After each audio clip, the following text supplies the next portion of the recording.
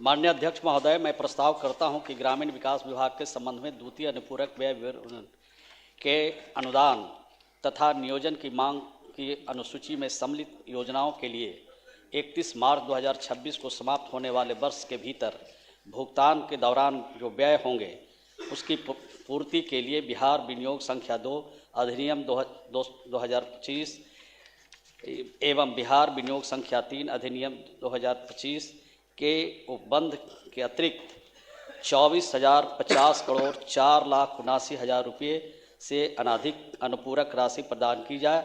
यह प्रस्ताव राज्यपाल की सिफारिश पर किया गया है।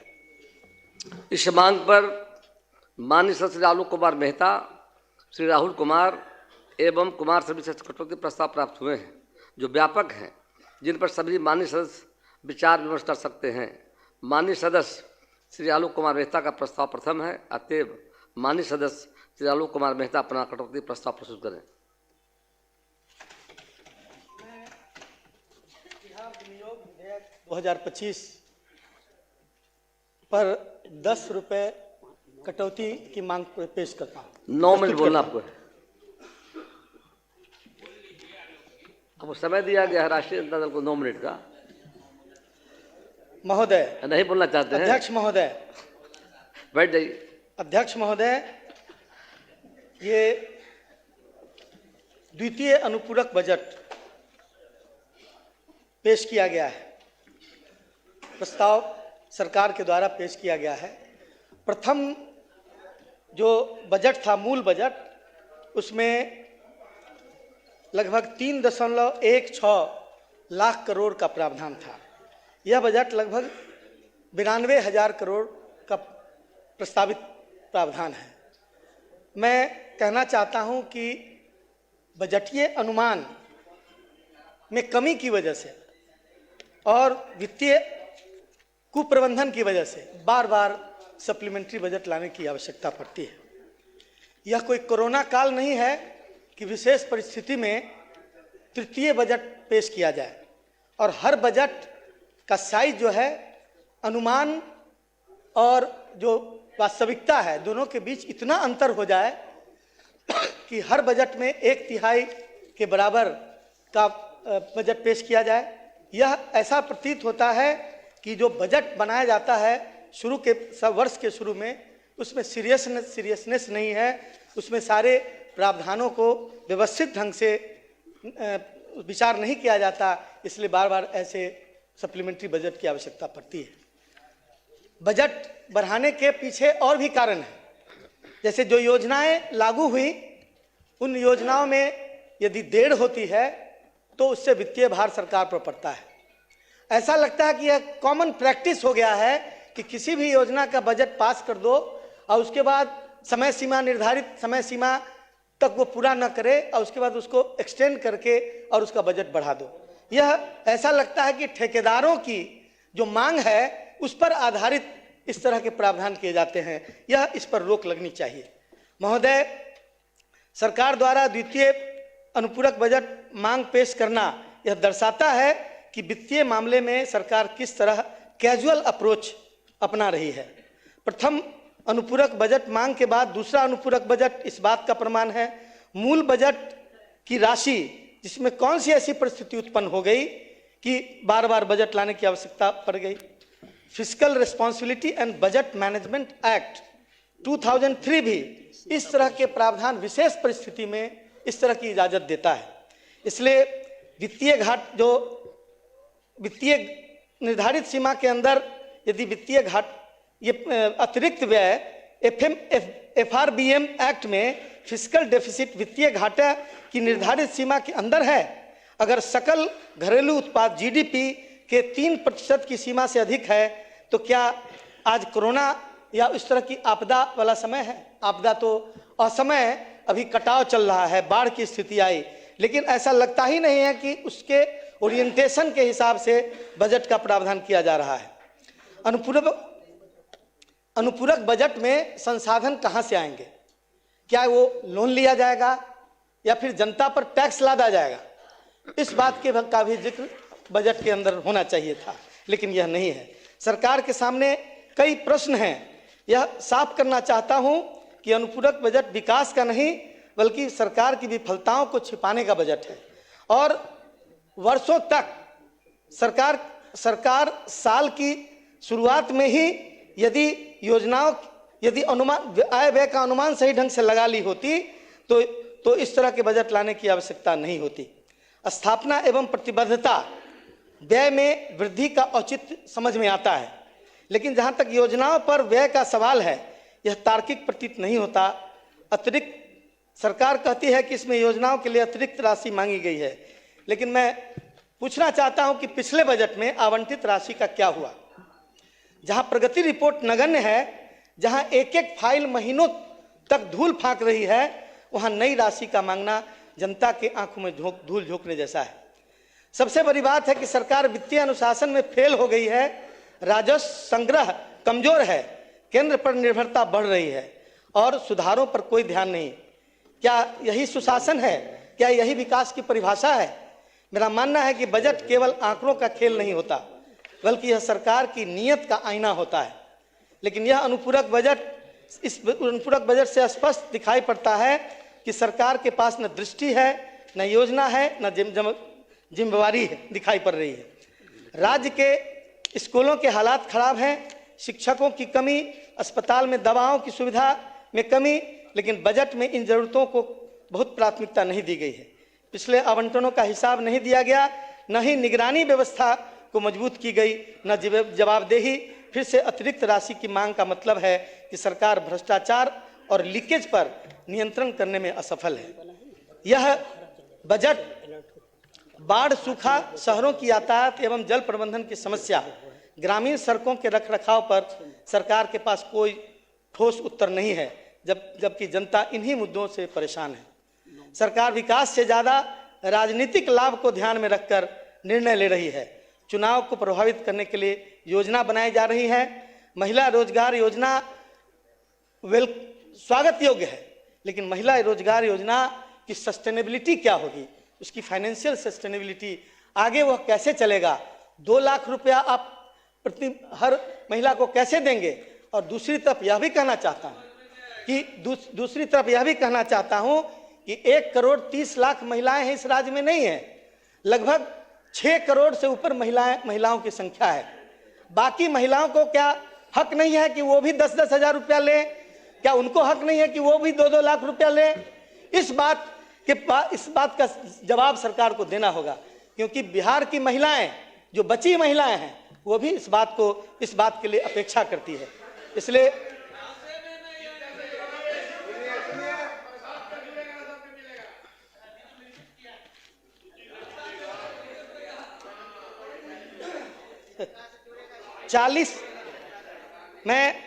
मैं कुछ बिंदुओं की तरफ ध्यान दिलाना चाहता हूं।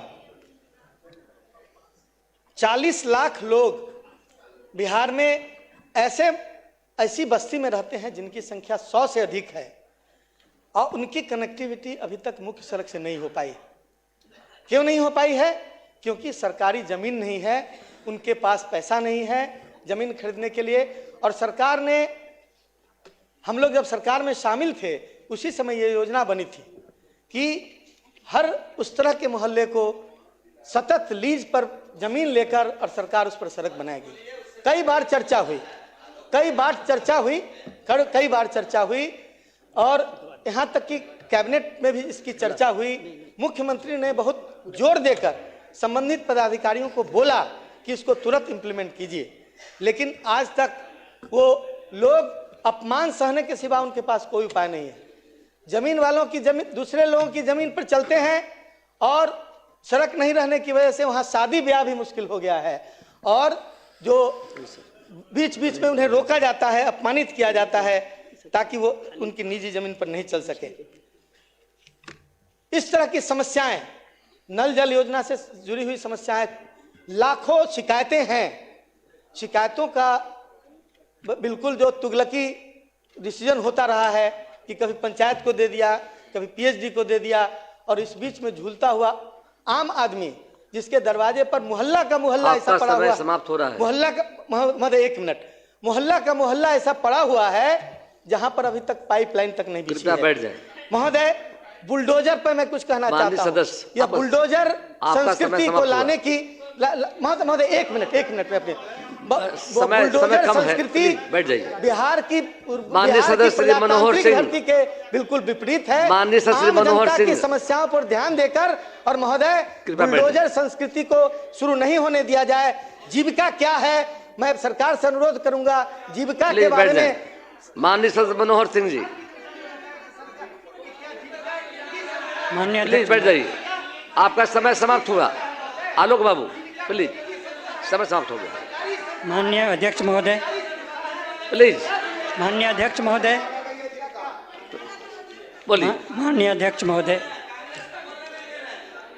माननीय अध्यक्ष महोदय, यह विनियोग विधेयक लाया गया है, इसमें कई त्रुटियां हैं और जो जनता ने जो विश्वास सरकारी दल को दिया है उस विश्वास के अनुरूप नहीं है। महोदय, अब तो जनता पछता रही है कि हम किस संगठन किस दल को बहुमत दे दिए, लेकिन महोदय अब तो लेकिन अब पछताने से क्या होगा महोदय? अब पछताने से क्या होगा? जनता पछता रही है, उससे पछताने से क्या होगा कि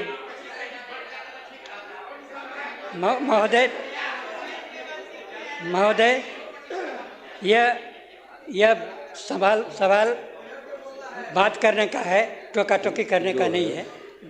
तो मैं सिर्फ यह कहना चाहता हूँ कि आगे दिन पाछे गए गुरु से किया ने हेत, अब पछताए होत क्या जब चिड़िया चुग गई खेत। तो जब पछता रही है सर, जनता पछता रही है।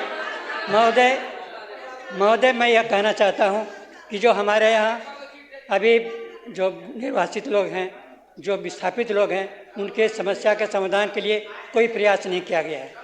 जो अभी कटाव है भी कट रहा है, बहुत जगह कट रहा है। हमारे क्षेत्र में भी कई जगह कटाव बाकी हो रहे हैं और हम लोगों ने प्रयास किया कि उस कटाव को रोका जाए, लेकिन उसकी भी कोई व्यवस्था नहीं हो सकी है। हमारे आपका समय समाप्त हुआ, कृपया बैठ जाएं। माननीय सदस्य श्री अख्तरुल ईमान जी, 2 मिनट। अध्यक्ष महोदय, मैं कटौती प्रस्ताव के पक्ष में बोलने के लिए खड़ा हुआ हूं। महोदय, ये सरकारी संवैधानिक कंपल्सन है कि जनता की राशि को खर्च करने के लिए असेंबली से उसका अनुमोदन कराया जाए, लेकिन ये सरकार की भी जिम्मेदारी है कि आवाम के गाढ़े खून और पसीने की कमाई से उसका उत्थान हो रहा है कि नहीं, ये देखने की ज़रूरत है। मौजूदा वक्त में जो इस वक्त खासकर रेवेन्यू डिपार्टमेंट के जरिए से जो वसूली की जा रही है कर्मचारियों के जरिए से और सर्किल ऑफिस के जरिए से, मैं समझता हूं कि बिहार में इससे पहले इतना बड़ा शोषण कभी नहीं हुआ है। मैं सरकार का आलोचक नहीं, बल्कि मैं चाहूँगा, मैं ईमानदारी के साथ अगर बोलें तो सत्ता और विपक्ष सारे लोग इस बात में सहमत हैं कि इस वक्त रेवेन्यू डिपार्टमेंट में बेइंतहा लूट हो रही है। मैं सरकार नए इरादों के साथ आई है, मैं आलोचना नहीं कर रहा हूं, इस पर काबू पाने की जरूरत है। जनता बहुत बेहाल है। मैं इस वक्त सीमांचल से आता हूं। सीमांचल में सबसे घनी नदियां हैं। 100 किलोमीटर के दरमियान में जो हिमालय के गोद में बहने वाले 300 किलोमीटर 400 किलोमीटर की बारिश और नदियों का पानी 10 से 15 किलोमीटर समाहित हो जाता है। कटाव बहुत अत्यधिक है। मैं जल संसाधन मंत्री का आभारी हूं कि उन्होंने पिछले दिनों में तवज्जो दी है। आइंदा भी सीमांचल के कटाव पर तवज्जो देने का काम करेंगे। महोदय, इस वक्त फ्लाईओवर्स बन रहे हैं, सरकार तरक्की कर रही है, लेकिन मैं कहूंगा कि अभी भी सीमांचल में 20, 25, 30, 40 किलोमीटर की दूरी पर पुलों का निर्माण नहीं हुआ है, उस पर तवज्जो देनी चाहिए।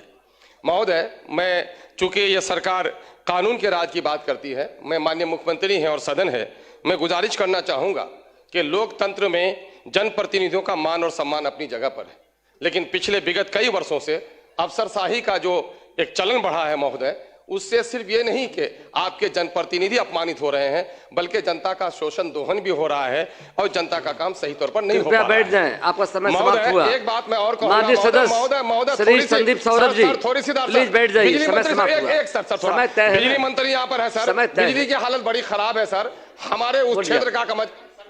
प्लीज बैठिए। हो गया आपका। अध्यक्ष महोदय, कटौती प्रस्ताव पर बोलने से पहले 1 मिनट बोलना है। एक बात कहना चाहेंगे। कल सदन में सरकार की तरफ से कहा गया कि मुख्य चुनाव आयुक्त ज्ञानेश कुमार की निष्पक्षता और कुशलता के चलते, उनके बेहतर चुनाव संचालन के चलते अंतर्राष्ट्रीय स्तर पर चुनाव की जो कमेटी है, चुनाव से संबंधित कमेटी, उसका चेयरपर्सन बनाया गया। हम नहीं मानते हैं कि माननीय संसदीय कार्य मंत्री ने सदन को गुमराह करने के लिए कहा है। संभव है कि ये संगत का भी असर हो। जैसे G20 जब भारत में हुआ तो कहा गया कि सरकार ने आयोजन करवाया।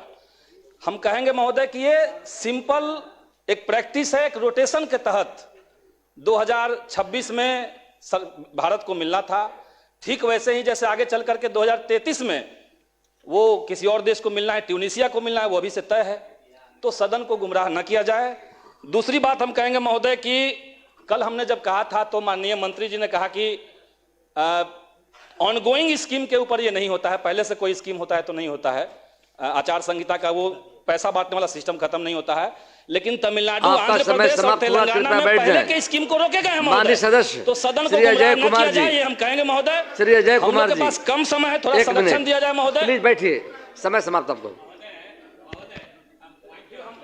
प्लीज बोला जाए।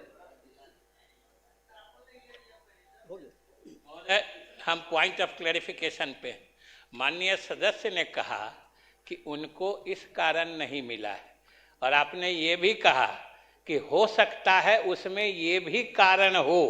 आप अभी बोले हैं, अभी प्रोसीडिंग देख लीजिएगा, आपने जो बोला है अभी प्रोसीडिंग देख लीजिएगा। और जब आपके भी दिल में है कि हो सकता है ये भी कारण हो, तो मैंने तो उतना ही कहा था।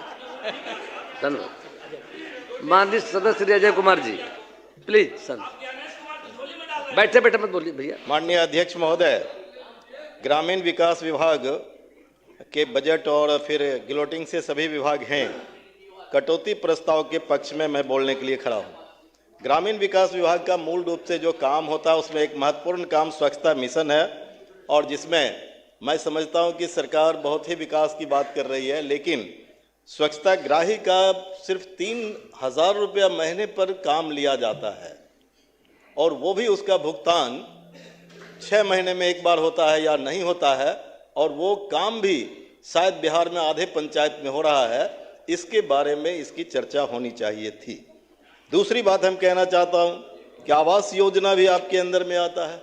आवास योजना पूरी तौर पर बिहार में भ्रष्टाचार का भेंट चढ़ जाता है।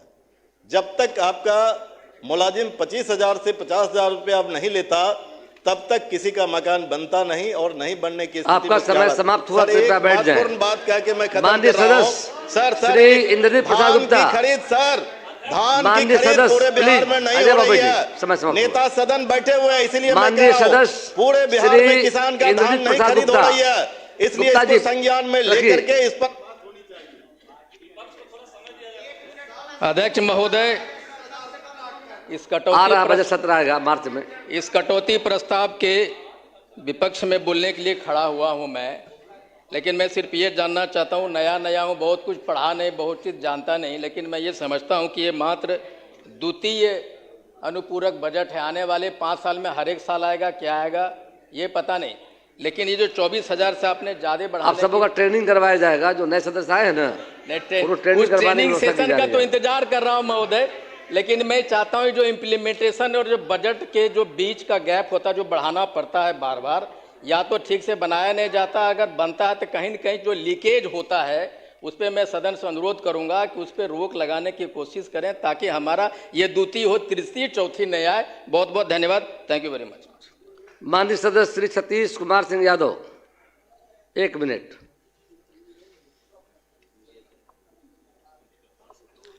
धन्यवाद अध्यक्ष महोदय जी, और मैं अपनी नेता सुश्री बहन कुमारी मायावती जी को भी आभार प्रकट करते हुए अपनी बात को शुरू करता हूं। महोदय, प्रधानमंत्री आवास योजना के तहत इसका इम्प्लीमेंट और अच्छे से अगर हो तो जो भी गरीब समाज के लोग हैं, सौर समाज के लोग, उन लोगों को भी बेहतर ढंग से जो है आवास योजना में सम्मिलित किया जाए। और साथ ही स्वच्छता के अंदर जो है माननीय अध्यक्ष महोदय जी, शौचालय का निर्माण जो भी पहले हुआ है तो बहुत सी उसमें लूट घसोट भी है, उसको जांच करके हर जगह शौचालय के निर्माण को भी बेहतर ढंग से महोदय इसको इम्प्लीमेंट कराया जाए। और साथ ही महोदय ये विभाग की बात नहीं है, लेकिन हमारे यहाँ रामगढ़ विधानसभा में दुर्गावती नदी और करनासा नदी के तट पर बसे गांव बहुत से कटाव के कारण खतरे में है सर। तो उसका भी सर जांच करके उस कटाव को रोकने का उपाय किया जाए महोदय। मैं बस यही कह के अपनी बात को खत्म करता हूँ। धन्यवाद। माननीय सदस्यगण, अब सरकार का उत्तर होगा। माननीय मंत्री ग्रामीण विकास विभाग।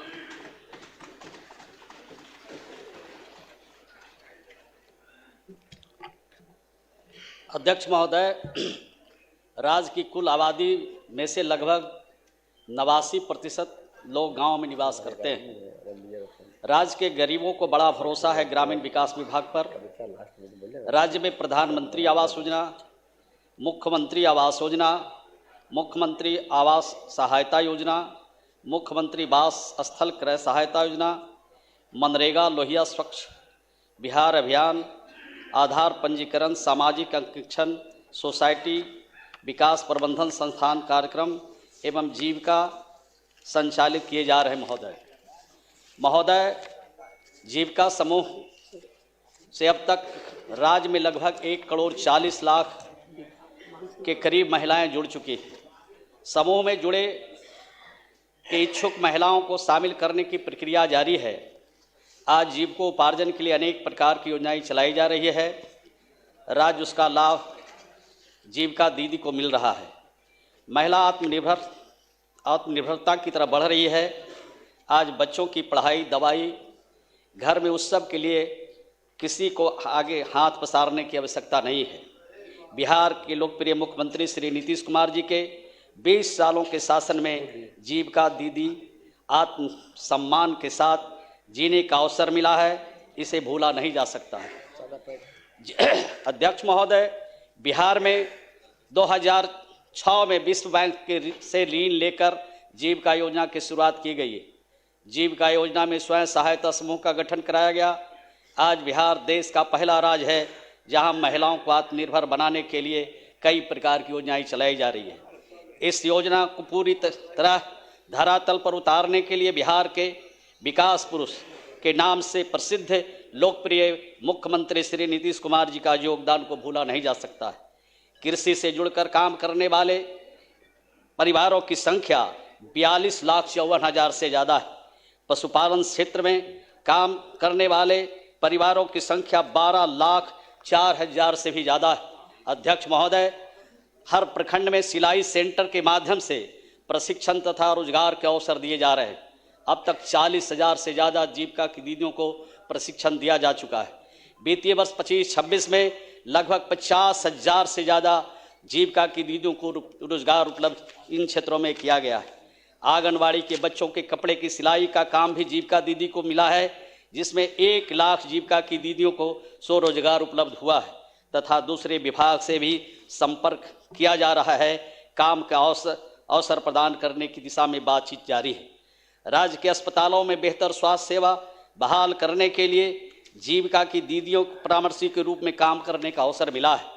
अध्यक्ष महोदय, राज्य के सभी मेडिकल कॉलेज, जिला अस्पताल, सदर अस्पताल और मंडल अस्पतालों में खाना बनाने के लिए साफ सफाई का काम जीविका की दीदियों को दिया गया है। इसमें 30,960 लोगों को स्वरोजगार दिया गया है। राज्य में स्थित तालाबों को देखभाल के लिए जीविका दीदी को जिम्मेदारी दी गई है, जिसमें 754 दीदी को स्वरोजगार का अवसर प्रदान किया गया है तथा सालाना मत्स्य पालन के क्षेत्र में 90,68,000 दीदियों को जीविका उपार्जन चल रहा है। सतत जीविकोपार्जन का लाभ देने वाले की संख्या 2,01,218 है, जिन्हें राज्य के खजाने से 2 लाख रुपए तक आर्थिक सहायता दी गई है। अध्यक्ष महोदय, हमारे विपक्ष के लोग कहते हैं कि ये जीविका की दीदियों को 2 लाख रुपया आप कहाँ से देंगे। मैं बताना चाहता हूँ, बिहार के लोकप्रिय मुख्यमंत्री ने सतत जीविकोपार्जन योजना चलाया। जो ताड़ी बेच कर जिंदगी बसर करते थे, जो शराब बेच करके जिंदगी बसर करते थे, वैसे परिवार जिनका परिवार जो हाशिए पर खड़ा था, घर का कमाने वाला दुनिया में नहीं है, वैसे लोगों को भी चिन्हित किया और 2,01,000 परिवार को चिन्हित करके उनको 2-2 लाख के अंदर उनको सहायता देके उनके जीवन में नयापन लाया गया। राज्य के हर पंचायत में जीविका भवन का निर्माण हो रहा है। राज्य में कौशल विकास के क्षेत्र में लगभग 4,08,000 से ज़्यादा हम युवा युवतियों को नियोजन किया है। बिहार में लगभग आज 31,71,000 से ज़्यादा आज जीविका दीदी लाखपति बन चुकी है।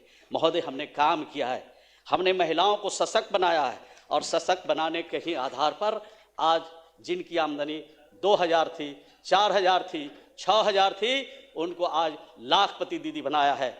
और इसी प्रकार का और भी कौशकी दूध उत्पादन क्षेत्र, दूध उत्पादन समिति बनाकर हमने काम किया है और 34,489 दीदी जोड़कर यहाँ पर प्रतिवर्ष 1,20,00,000 रुपया उनकी आमदनी हो रही है।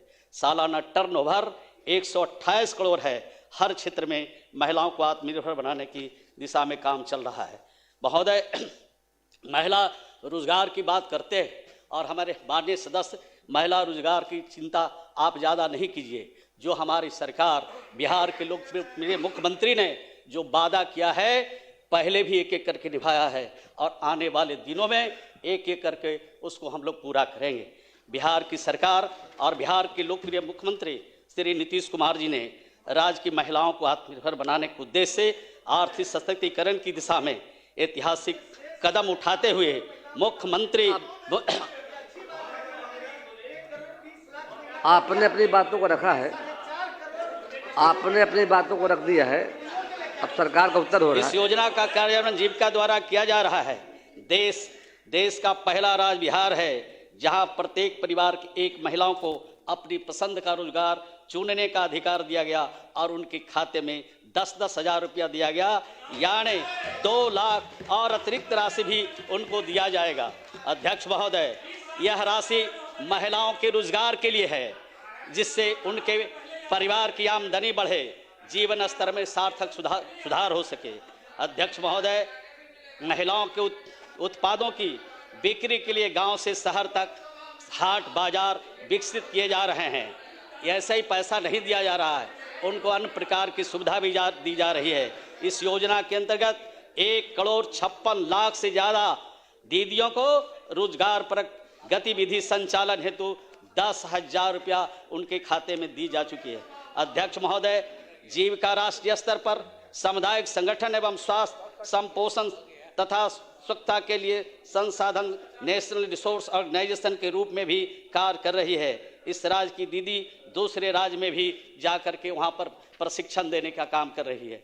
आपको मैं बताना चाहता हूँ कि ये प्रशिक्षण देने का काम दूसरे राज्यों में भी हमारी दीदियाँ कर रही है। तो आप सोच सकते हैं ये प्रदेश हैं, झारखंड, उत्तर प्रदेश, राजस्थान, आसाम, अरुणाचल, उत्तराखंड भेजे गए हैं 12,664 दीदी और लगभग 100 करोड़ इन सामुदायिक संसाधन सेवी CRPS के अर्जित किया गया है। अध्यक्ष महोदय, हमारा जो अंतिम अध्यक्ष महोदय, ये विपक्ष में जो लोग बैठे हैं महोदय, कितना भड़काने का काम किया बिहार की महिलाओं को।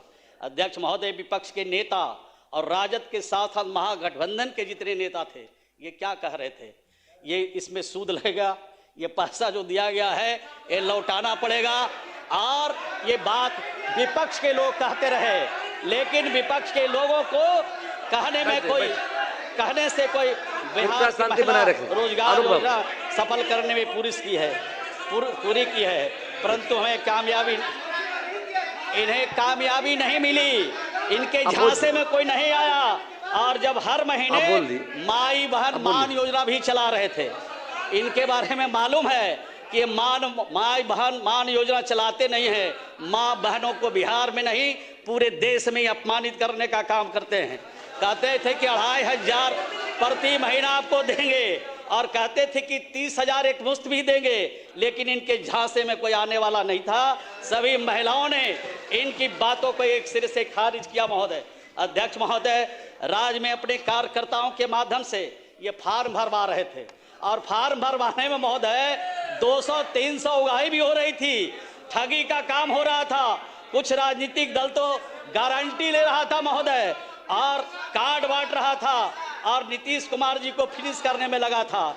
अध्यक्ष महोदय, नीतीश कुमार जी को जब फिनिश करने की अभियान चलाते हैं विपक्ष के लोग, नीतीश कुमार जी दोगुनी ताकत के साथ बिहार की जनता उनको बिहार में खिदमत करने का, सेवा करने का अवसर देती है। और बिहार में नीतीश कुमार जी ने जो 20 वर्षों में काम किया है, इनका जो मॉडल है, वो मॉडल के सामने विपक्ष पूरी तरह सफाया हो गया, फेल हो गया। और यही बात अगर कहते रहे सदन में तो आगे भी फेल होंगे। माननीय मुख्यमंत्री ने कहा था कि बोलते बहुत हो, थोड़ा कम बोलो, समझो, सच्चाई को सामने रखो। सच्चाई को सामने नहीं रखा तब 35 पर बस्ती बैठ गया। महोदय, माननीय मुख्यमंत्री जी की बात को सुनना चाहिए। हमारा जो भाषण का पार्ट है उसको प्रोसीडिंग का पार्ट बनाया जाए महोदय। और मैं विपक्ष के माननीय सदस्य आलोक मेहता जी से अनुरोध करता हूं कि कटौती प्रस्ताव वापस ले। राज्य की महिलाओं को सशक्त बनाने के लिए और राज्य के गरीबों को आवास देने के लिए हम जब पैसा मांगते हैं तो आप कटौती करते हैं। तो जब आप कटौती करिएगा तो कैसे विकास होगा? तो राज्य की महिलाओं से आपको अगर दुश्मनी है, राज्य की महिलाओं से उनकी तरक्की पर आपको अफसोस है, तो निश्चित रूप से आपसे अनुरोध करता हूं कि अपना कटौती प्रस्ताव वापस लें और राज्य के विकास के लिए 24,050 करोड़ 4,79,000 रुपये खर्च करने की अनुमति सदन से प्रदान करने का अनुरोध करता हूं। माननीय सदस्यगण, अब सरकार का उत्तर समाप्त हुआ।